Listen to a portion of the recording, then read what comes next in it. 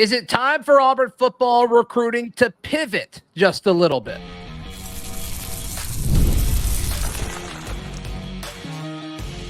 You are Locked On Auburn, your daily podcast on the Auburn Tigers. Part of the Locked On Podcast Network, your team every day. Yes, welcome on into Locked On Auburn, your daily Auburn Tigers podcast. I'm your host, Zac Blackerby, and thank you so much for making Locked On Auburn your first listen every single day. It's Recruiting Thursday. We're joined by Brian Smith, Locked On recruiting expert, as well as Auburn recruiting writer for auburndaily.com.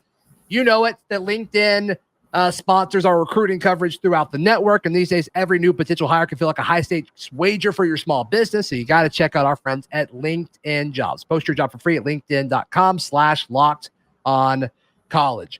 Brian, Auburn recruiting is going really well right now. I don't think anybody would argue that. But the quarterback position, Auburn doesn't have one yet in this 2025 class. There's a big chunk of the Auburn fan base that I don't want to say that they're panicking, but I do think they're saying, like, okay, if it is Juju, he needs to go ahead and commit, or Auburn needs to look elsewhere. How do you balance that if you're this Auburn staff? Unfortunately, when you're dealing with a five-star kid, you're kind of at their mercy. This is the one part of the coaching gig where coaches have very little leverage because he's an elite player. It's the same thing with an elite D lineman or offensive tackle, what have you. Sure. Yeah. So the only thing you can really do is either bug off and go for another guy and let him play for one of your rivals, or go all in. And if you don't get him, you don't get him. There is no great option. Is the short, you may get him, you may not. Sure. How many teams win titles without great quarterbacks, Zach? Not a lot. Yeah. It's not a lot. Especially in this era, that's not going to happen. So I think you got to stick it out.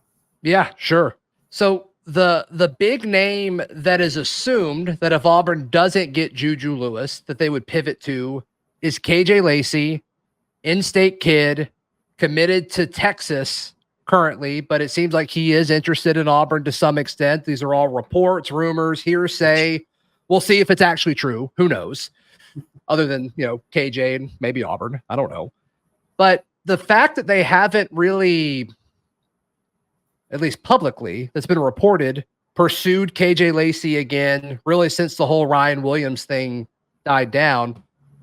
The fact that they're not like actively publicly pursuing other quarterbacks, if you're an Auburn fan, could you say, hey, this is a good sign? They must feel good about their spot with Juju? I think that's part of it. Auburn is definitely talking to KJ. I know that, but talking to someone and how ardently it goes into it, those are two different things. Yeah, for sure. Yeah. It's so subjective. And KJ is just looking out for his own interest, looking at different schools. He's actually visiting Texas this upcoming weekend, but he may not end up at Auburn or Texas. Who knows? This recruiting cycle is wild.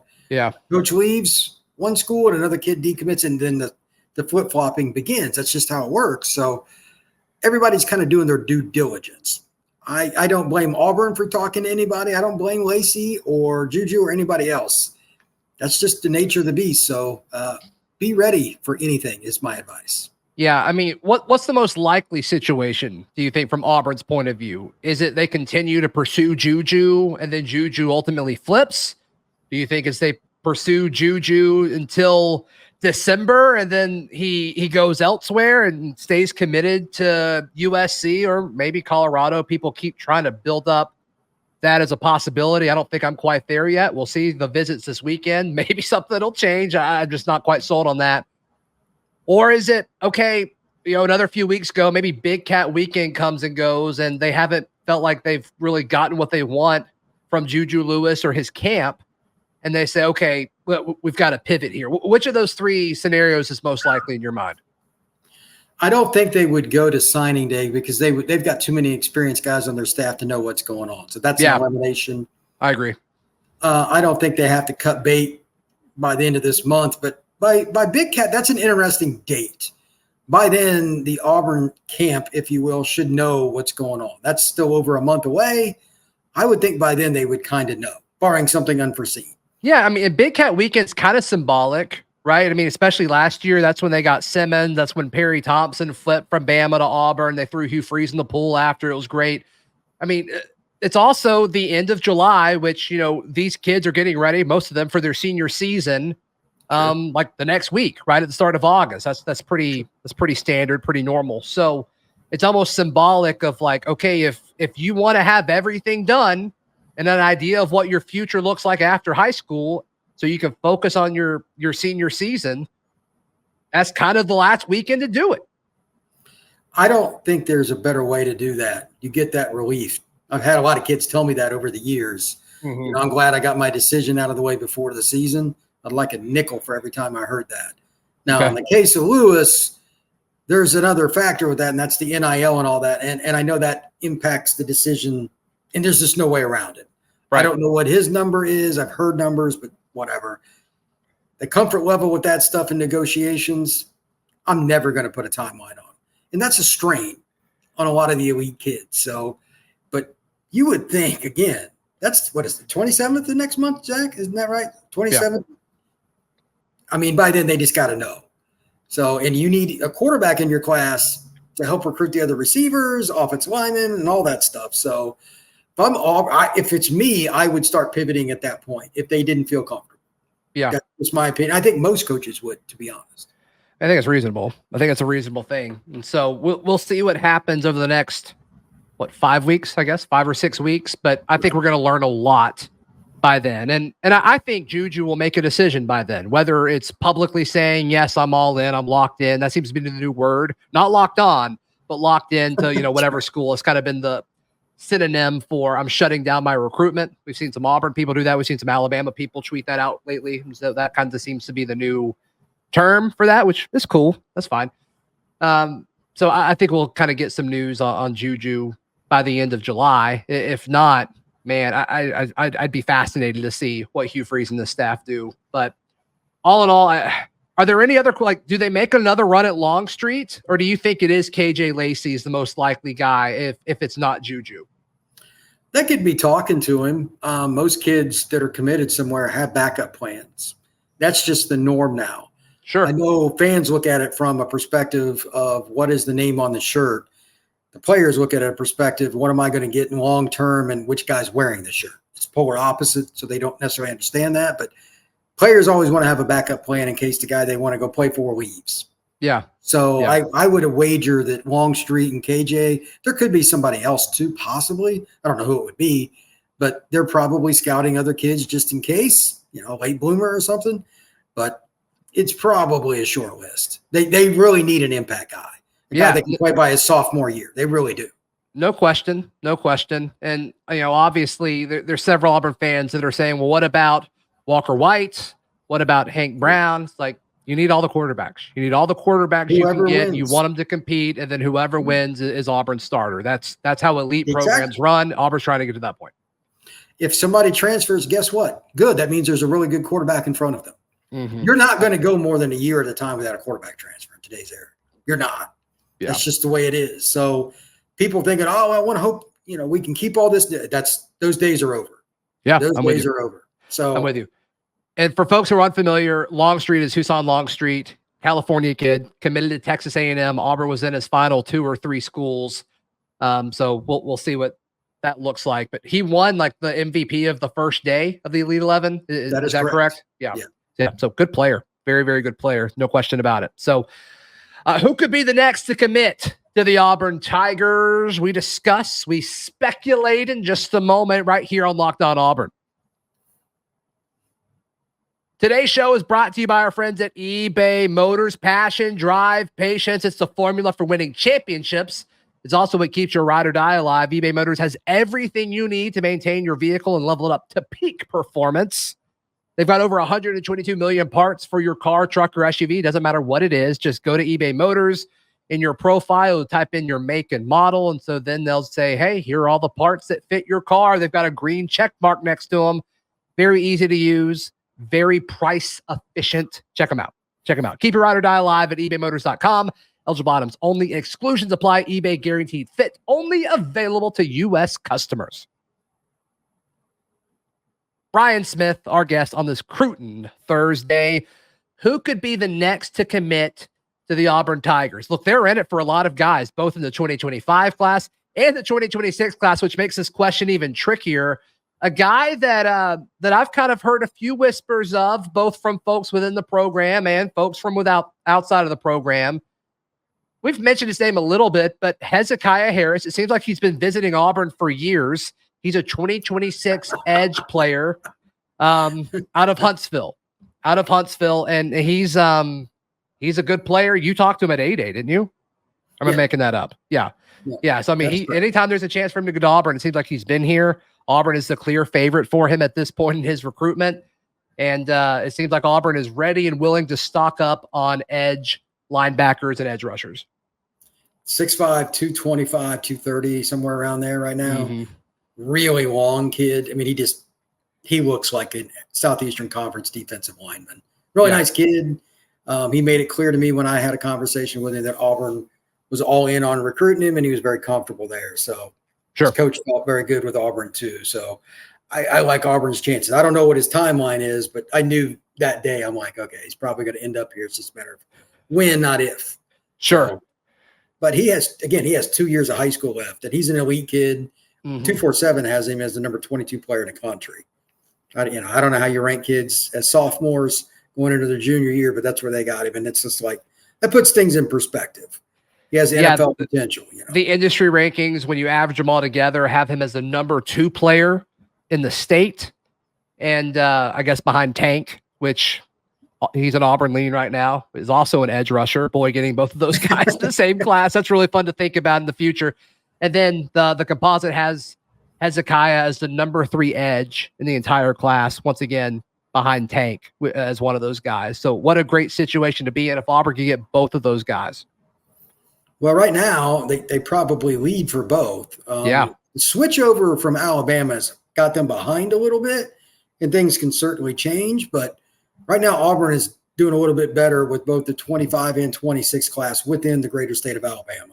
And that rarely happens. I mean, Nick's staff did a great job of not leaving a rock unturned. Right. Current staff is not in that same boat.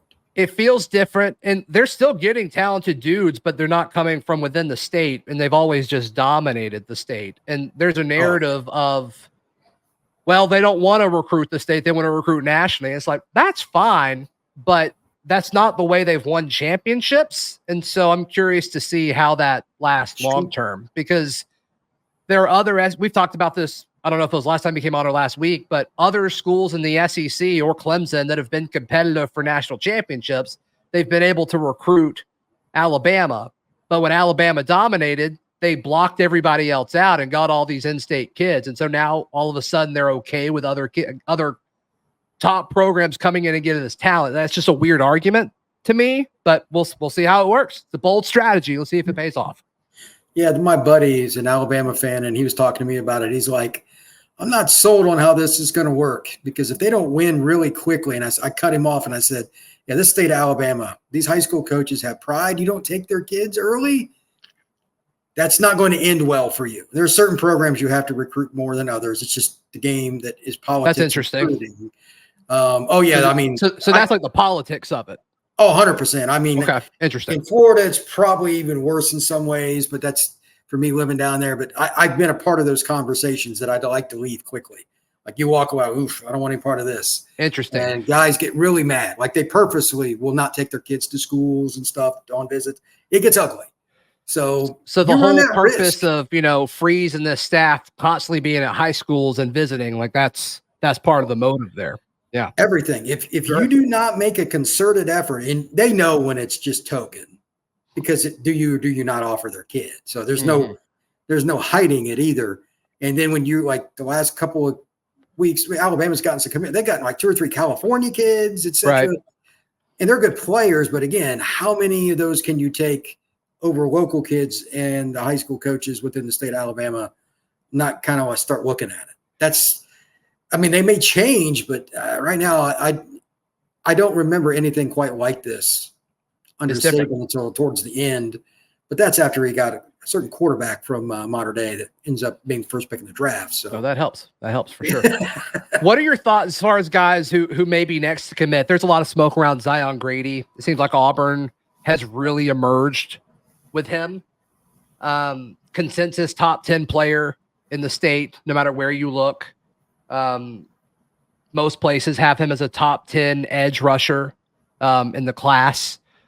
Where are you on Zion Grady as far as his fit in this class and Auburn's chances with him? Well, I think he can play either spot. That gets into Which really two specific. spots? And That's the thing. Like when you're playing a multiple defense, and Auburn will, is he more suited to linebacker for you or more suited to end? I think end long term, but it's not a lock because he can run. At 225. Oh yeah, because he's going to gain 25 pounds without even breathing. Gotcha. And I've seen him run, like he can really move, and he's a great kid. I think he'll be very coachable. The only question I have is the system. Like every school is going to look at it differently. Bama or Georgia might play him an outside linebacker because their scheme is completely different. 3-4 scheme. I get it. So where else would you go for that guy if you're Auburn? If they have another guy they can get first, it might be who comes first, in-state or out-of-state kid, because there are a ton of good linebackers down south this year. Maybe one of those guys ends up being an edge too. There's possibilities. And I know like Jared Smith has been one. That's the other thing. Like Jared, I think will end up as a strong side end because he's 6'5" at least. Mm-hmm. And I've seen it. He has size 18 shoes. He's not going to be a 250 kid. He's going to be 275. So let's zoom out for a second. The strategy of taking another end in this class when you've already got JJ Falk coming in, who I feel pretty good about. Now, both Smith and Grady are ranked higher than Falk. That could be level of competition. You and I have talked about that before, too. We both think JJ Falk's a good player. Does it allow you to be more selective since you already got that guy? Or are you looking for a different skill set? Or is it one of those things, and this is kind of where I am, you can't have too many pass rushers? I go with the latter, but yeah, right. Every coach looks at it differently. It's very, very internal. I don't know what Auburn's plan is, and there's always a guy that you're like, you just can't say no to. Right. But I don't know how high up Zion is on their board, or Jared for that matter. I know they're recruiting both ardently, but I don't see their board. So certain guys at a certain point, you just, okay, we're at this number. Unless we get one of these guys, we're not adding. Is Zion on that? I would assume because they're still recruiting. They just had him for a visit. Yeah, I would assume so too. But I also kind of get the feeling like if you're a top in-state guy, they want you. Well, they're trying to establish it. Like they're sending a message with this class. There's no question about it. They're trying to take the easy route. I mean, why not recruit the kid that was 2 hours away instead of the kid that was 12 hours away? That's how I would do it too. Mm-hmm. Zion lives in Southern Alabama. It's not that hard for him to get there. Especially from the messaging. I mean, if you come out like on, Freeze's signing day presser, that when he comes out and talks that afternoon, and he's going to be able to say, wow, we signed 7 of the top 10 players in the state or whatever. Like they're going to take that quote, put it all over social media and really run with it. They absolutely they absolutely should. And so I think that is part of this as well. I would do the same, and I'm sure they've already started planning how to do it, because you take pictures and you combine them with all these different edits they do anyway. Then you just add a picture of you with or maybe a little video on the side of him talking about it. That's going to sell for your next class with Hezekiah Harris. It's going to sell the next class. It's going to fire up your fan base. The folks that are giving to On to Victory and the like, okay, cool. It helps On to Victory too, because they can go say like, hey, your NIL donations is paying off. This is what we're doing. So yeah, you 100% want to do that, especially if they flip Offord and they could then say they've got the number one player in the state. Level. 2 years in a row, and then they're in a good spot to get the number one player in the state next year too with Tank. So, yeah, I mean, it opens up the door to some pretty fun and intriguing stuff. So, also like the future of Auburn's running back room, super interesting. Let's discuss in just a moment, right here on Locked On Auburn. Brian, when you look at the future of Auburn's room, next year, we're expecting the returners to be Damari Austin and Jeremiah Cobb. I think there's a lot of different opinions on if Jeremiah Cobb will hop Austin or not. But regardless, like both of those guys would have a reason to leave if they weren't seen as the main guy. because Austin's like, I've been here for forever. I deserve my shot. I kind of waited my time for Jarquez to get out of here. And so now it's my turn. And if it's not, I could see him wanting to leave. Same with Cobb, right? He's like, I was recruited as, this hot shot back. And every time I touch the ball, I seem to score. Like what's going on here? So, but let's just dream and say Auburn retains both of them after this year. And then you look at the running backs that are on Auburn's board, supposedly, and you look at Alvin Henderson, even though he's committed to Penn State. You look at DeJuan Morris, even though he's committed to USC. You look at Shakai Mills-Knight, I believe is his name. And then you look at Chroma, who is maybe the best of all four. I don't know. You're very high on him, and I'll let you chime in on him in a second. But it's just interesting because Auburn's going to have to get more than one, probably two. There's some people that think, hey, three, there's a shot for three. I don't know if I'm fully there yet. But, what are your thoughts on how Auburn should handle this running back situation? I think two backs in the high school class makes sense. I'm not as big on the take different styles guy as other people because they've got so many athletic players, but whatever Auburn wants to do, they need two. But I'm also in on three overall if you count one as a transfer, a more experienced player that can help you pass protect and be a part of the passing game as a first-year player at Auburn. It won't be necessarily a freshman, but as I've said a million times on this show and others, most freshman running backs are awful at pass protection. And you just can't have your quarterback get hit by SEC defensive linemen. That's simple as it gets. Yeah, you got to think of those four just based solely on size that Chroma would be the best at being able to help out with that day one. Well, Mills-Knight's even bigger. I just don't know what he's able to do. I've never watched him. I know Chroma personally, and that kid's an animal. He is. What stands out to you when you talk to Chroma?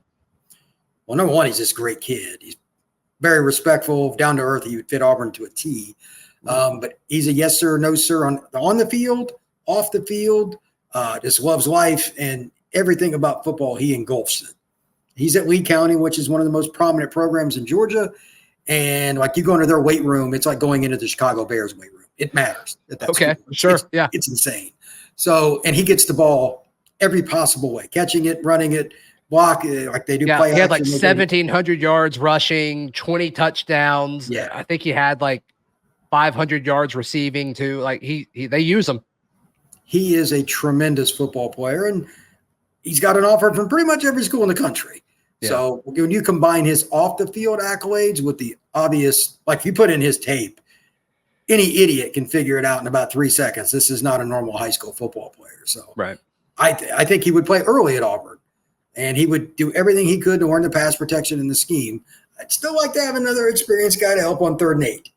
That's just me. But 1st and 10, throwing in the ball, he's got great hands. He'll catch the ball over his shoulder. Very unique skill set.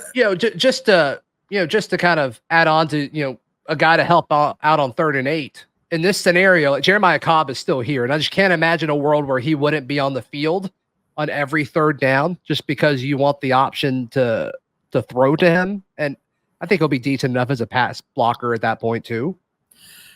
It's just hard to take on guys that weigh 240 and up if you're a running back. I get it. There's no great way to do it. So a lot of times that's why they go quick game in those situations and roll the dice. I get it. But yeah, so we'll see.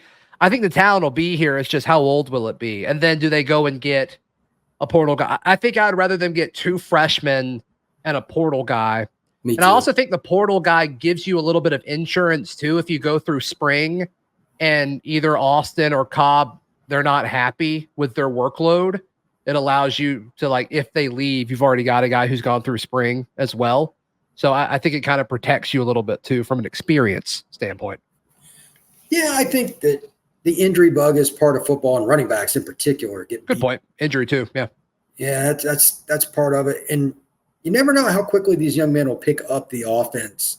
So taking a guy that's been through that before and learned the playbook, maybe even a guy that's knows somebody on Auburn's staff, that's possible, worked with them somewhere else, that'd be great. And it doesn't have to be a 20 carry guy. We're talking about somebody who might get 3 or 4 carries, but he's good in pass protection, can catch the ball. Yeah, or maybe he's a kick returner or something like that. Yeah, I mean, sure, has another role.